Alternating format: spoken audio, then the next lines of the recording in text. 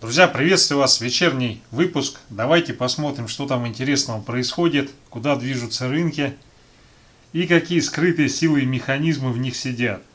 Так, ну давайте начнем с Викса, американский рынок, дневной таймфрейм. Но у нас здесь ситуация, она более или менее была прогнозируема. Сегодня он отбивается от верхней границы. Вот, и в том случае, если он все-таки ее не пробивает, не идет выше, у нас поступательное движение вниз начинается. Это означает, что рынки будут вздыхать с облегчением.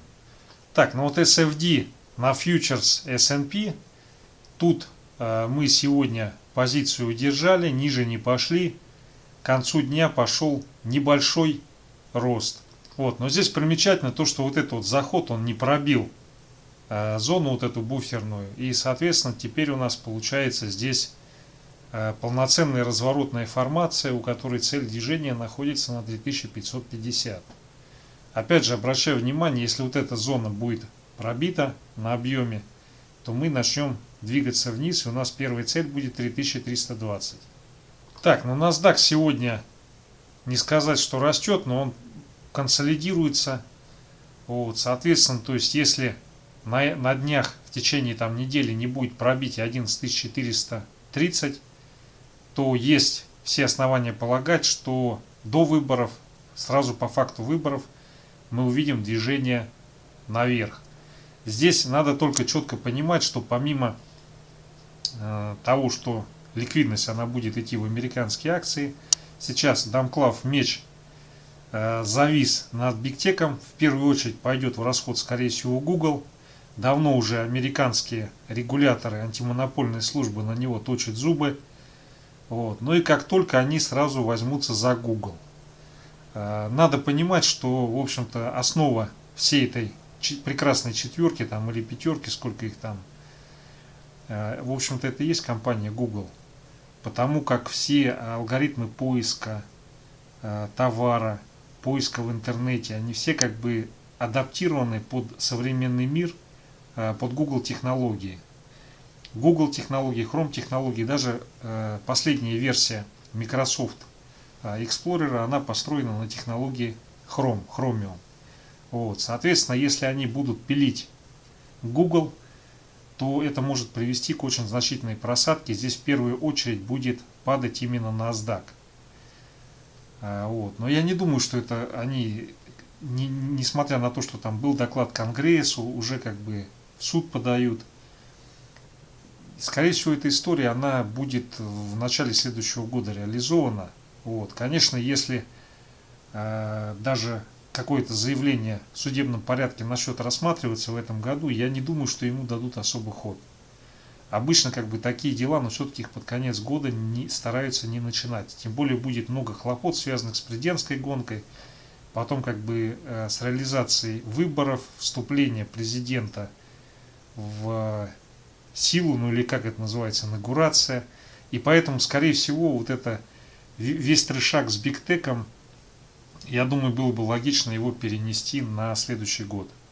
Так, по нефти у нас сегодня, конечно, вышла статистика не ICE, и нефть у нас поэтому начала падать. Я думал, что нефть будет расти, но у нас сегодня возникла просто удивительная ситуация.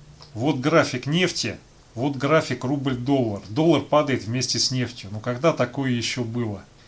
Так, ну ладно, что касается нефти, мы сейчас подошли к буферной зоне, и поэтому вот из этого диапазона, который был достигнут 41.35, 41.8, либо произойдет отбитие и возврат цен на нефть вот сюда, в этот диапазон, или если этого не происходит, то мы начинаем полномерно двигаться вниз. Первая цель это 40.83, потом 39.62. Вот сюда вот.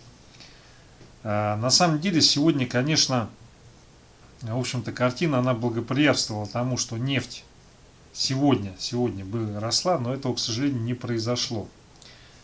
Что могу сказать по нефти? Вот это дневной таймфрейм, Brent, вот в этом месте произошел перелом.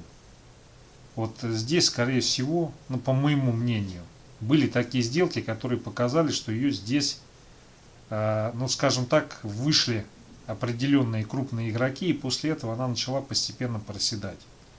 Сейчас вопрос заключается в том, что в рамках вот этой расширенной консолидации отобьется ли она от донышка этой консолидации или она пойдет дальше. Если она сейчас уже выходит за пределы донышка, то здесь самый вероятный сценарий — это вот пошаговое движение вот сюда, вот к этим точкам. Вот. По сути, если рассматривать, как процесс торгов, раздачи происходил, то вот в этом месте что-то произошло, что-то пошло не так. Вот. Если там детально разбираться, смотреть на часовиках, на 4-часовиках, на 15-минутках. И поэтому действительно вот с этого момента здесь по сути какой-то механизм запустился, и она, возможно, придет вот сюда, вот к этим значениям уже в ближайшее время. Но я все-таки допускаю, что если сейчас эта ситуация будет отыграна, то есть отсюда пойдет отскок, мы куда-то сюда, ну либо на 42.95 в район 43, либо даже сюда еще сходим, прежде чем начать вот этот цикл движения. Вот. Но мы с вами смотрели график. Вот этот волшебный график, где 3 сорта нефти. Кстати, пошел рост спреда между Брентом и Уралс. Это не очень хорошая ситуация. Это говорит о том, что опять арабы всякую диверсионную работу ведут, дисконты дают, и, соответственно, спрос на российскую нефть Уралс падает. По сути, у нас здесь получается картина, когда идет вот эта закругляющаяся формация. Такие движения чаще всего приводят к тому, что начинается просадка и движение, ну, хотя бы вот на 50% от вот этого диапазона с мартовской просадкой. 50% этого диапазона — это движение в район 33, хотя бы 33. Но эта ситуация, она может быть преодолена. Для того, чтобы не возникло вот этого движения, необходимо, чтобы в ближайшем будущем, ну, наверное, где-то в течение месяца, было бы движение наверх и пробитие вот этого локального хая, который находится на 46. То есть, по моему мнению, если вот в обозримом будущем мы пробьем 47 и поторгуемся хотя бы какое-то время на 47, то тогда, скорее всего, она действительно удержится в этом диапазоне выше 39.62, и в дальнейшем она будет постепенно расти. Если такового в ближайшее будущее не получается, то у нас даже сейчас при каком-то задерге, при движении в рамках проторговки, все равно будет пробитие 39.62, и после этого разовьется движение, цель которого, ну, вполне может быть 35-33. Вот. Такое тоже может произойти, но пока как бы до конца ясности нет, в каком направлении здесь будет протекать процесс. Могу предположить, что скорее всего просадка все-таки произойдет. Это связано с тем, что растет вот этот спред. Вот этот спред начинает расти тогда, когда игроки начинают вести себя агрессивно. Агрессивно себя игроки начинают вести в том случае, когда поляна сужается. А когда поляна сужается, значит перепроизводство нефти. А если перепроизводство нефти, то что это означает? Это означает, что будет падать цена.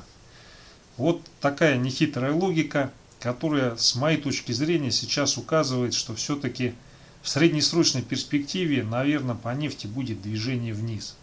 Опять же, обращаю внимание, здесь процесс вероятностный. Никто точно не знает, куда оно пойдет. Ну, если только Господь Бог.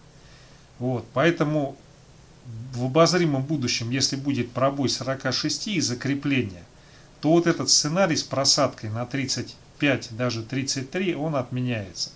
Если такового не происходит в течение там месяца, то, скорее всего, мы увидим вот это движение вниз. Причины, почему я так считаю, я сейчас изложил. Так, друзья, давайте перейдем к рубль-доллар. С нефтью мы определились, USD Tomorrow, дневной таймфрейм.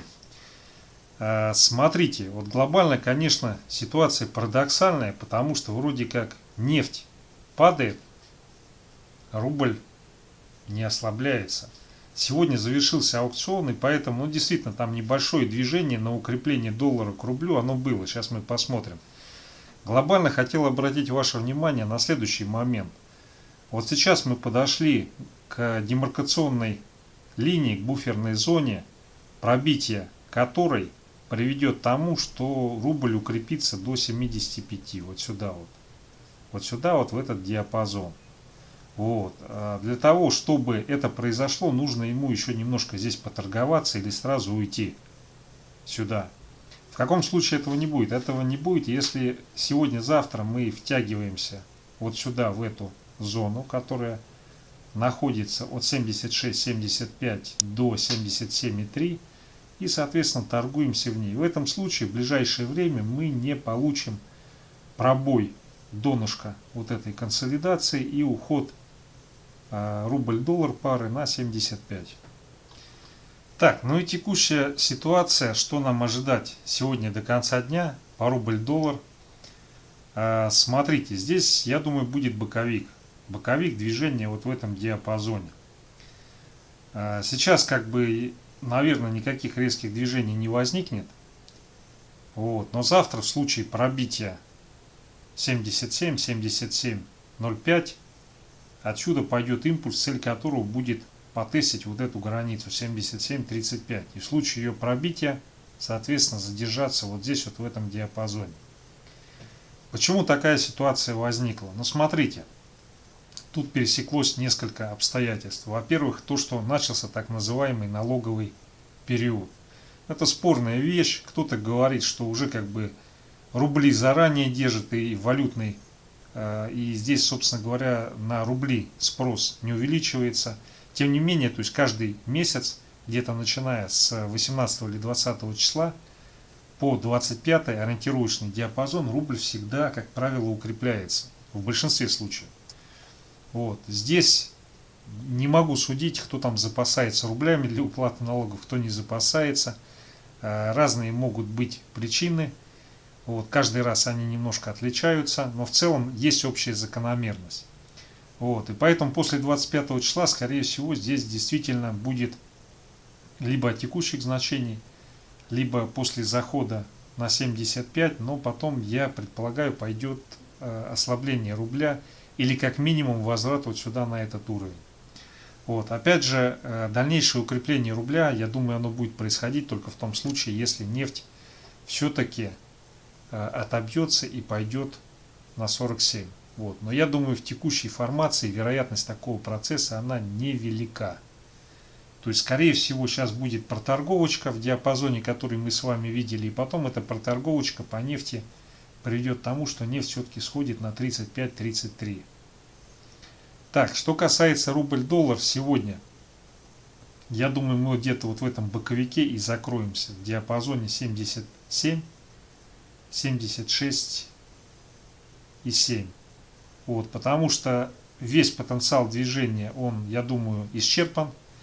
Вот, и, соответственно, сейчас я не вижу никаких драйверов для того, чтобы пошло движение на пробитие нижней границы или на пробитие верхней границы. Вот, но сегодня был удивительный день, можно сказать, день стопов по доллару. Вот, но по золоту сегодня было все более или менее с планом графиком. Так, друзья, ну все, спасибо за внимание, всего наилучшего, до завтра.